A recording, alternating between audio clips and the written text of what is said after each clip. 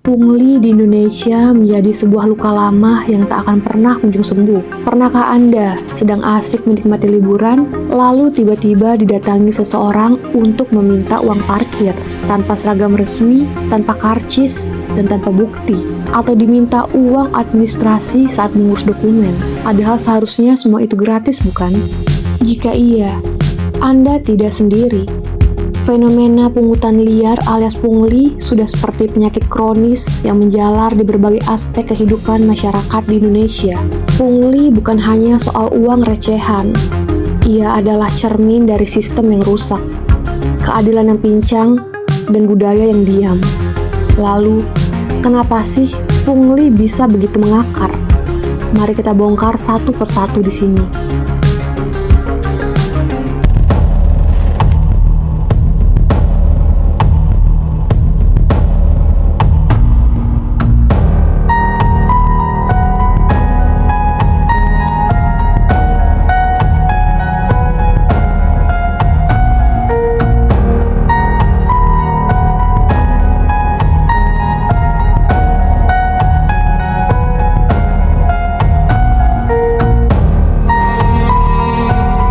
Disclaimer ya guys, jadi cerita ini kita dapat dari berbagai sumber yang sudah beredar di media sosial dan sudah kita rangkum. Untuk lebih jelasnya, yuk kita bahas di True Story.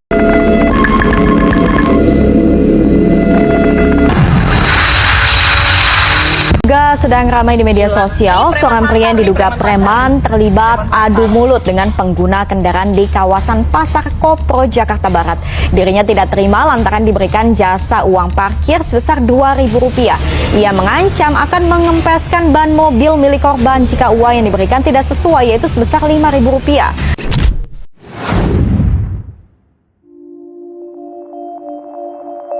Pungli adalah tindakan yang ilegal. Tetapi di dalam praktiknya, banyak pelaku yang lolos tanpa diberi sanksi. Bahkan jika tertangkap pun, mereka sering hanya diberi peringatan atau hukuman yang ringan saja. Penegakan hukum yang tumpul ke atas dan tajam ke bawah, seolah memperkuat kesan bahwa pungli adalah kejahatan yang tidak terlalu berbahaya. Bahkan, beberapa aparat hukum kadang justru terlibat langsung atau tutup mata, entah karena solidaritas, rasa kasihan, atau karena mereka ikut kebagian jatah.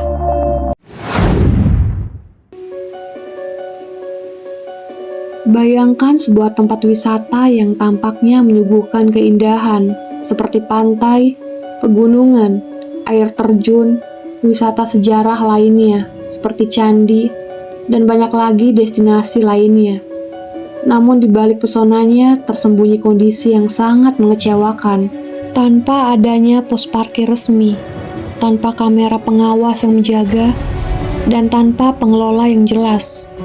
Tempat ini seakan membiarkan segala aturan untuk berantakan. Dan inilah surga bagi oknum-oknum yang hanya memikirkan keuntungan pribadinya sendiri. Di pusat perbelanjaan, pasar tradisional, terminal, saat tidak ada pengawasan yang ketat dan berkelanjutan, pungli akan selalu mencari celah untuk masuk ke dalamnya.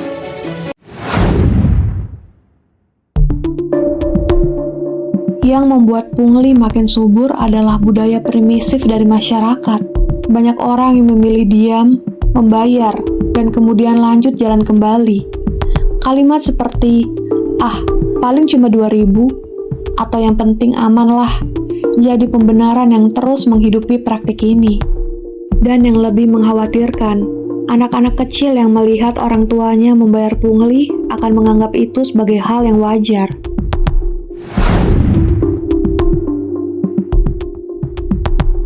Akan tetapi, kita juga tidak bisa untuk menutup mata. Banyak pelaku pungli yang berasal dari kalangan bawah, minimnya lapangan kerja, pendapatan yang tidak stabil, dan biaya hidup yang tinggi membuat mereka memilih jalan pintas. Pungli menjadi penghasilan tambahan yang mudah dan cepat, meskipun itu ilegal. Namun, pemahaman bahwa kemiskinan adalah pembenaran untuk pungli adalah sebuah jebakan, karena pada akhirnya, yang dirugikan adalah sesama rakyat kecil.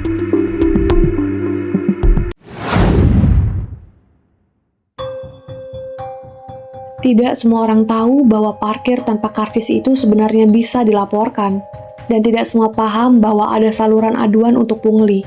Bahkan, tidak sedikit yang berpikir bahwa uang terima kasih kepada petugas adalah hal yang wajar, padahal itu bisa masuk dalam kategori gratifikasi atau pemberian imbalan. Kampanye anti pungli sering hanya berhenti di spanduk dan slogan. Edukasi yang menyentuh akar rumput masih kurang. Akibatnya, masyarakat tidak tahu yang mana hak, mana kewajiban, mana pungli, dan mana yang sah.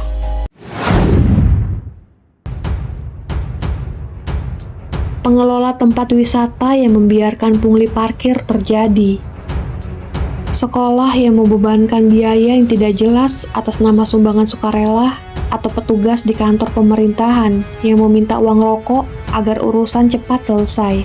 Sekolahnya bayar. Bayar untuk uang gedung. Hah? SMK negeri. Infak. SMK. Ya. Oh, oke. Korupsi mikro seperti ini memang tampak kecil, tetapi jika dibiarkan, ia dapat merusak integritas sistem dari dalam. Masyarakat kehilangan kepercayaan, dan negara pun kehilangan wibawanya.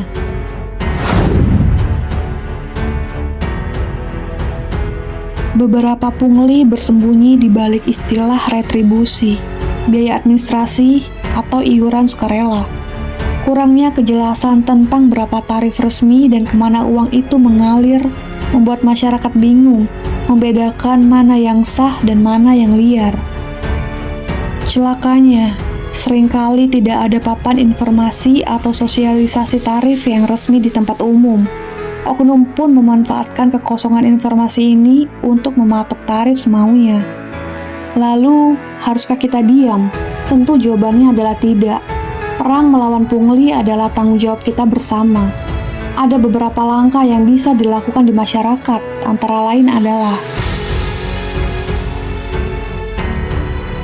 yang pertama, kita harus berani bertanya, ini resmi atau tidak? Ada karcisnya. Tolak dengan sopan. Jika tidak ada dasar hukumnya, maka jangan dibayar. Yang kedua, lapor ke saluran resmi.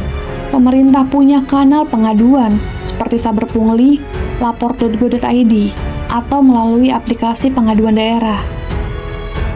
Dan yang ketiga, edukasi lingkungan sekitar, beritahu keluarga, teman, dan tetangga agar tidak terbiasa dengan pungli.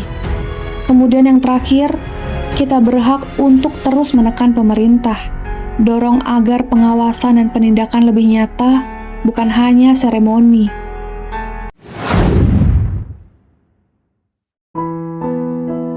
Pelajaran yang bisa kita lihat dari berbagai aksi pungli sebenarnya hanya butuh perubahan nyali dan aksi. Pungli adalah hasil dari sistem yang dibiarkan rusak, tetapi bukan berarti tidak bisa untuk kita benahi. Dimulai dari kesadaran, berlanjut ke keberanian, dan ditopang oleh ketegasan hukum. Indonesia layak bebas dari pungli. Tetapi untuk itu, kita semua harus jadi bagian dari solusinya. Apakah menurut kalian kita semua berhasil untuk mewujudkan Indonesia tanpa pungli? Boleh kalian tulis di kolom komentar. Thanks sudah nonton video ini. Jangan lupa untuk subscribe, bunyikan tombol notifikasi, like, komen, dan bagikan ke seluruh teman kalian. Semoga banyak pelajaran yang bisa kita ambil dari semua kasus-kasus ini dan bisa melihat sisi positifnya. Sampai ketemu lagi di cerita selanjutnya.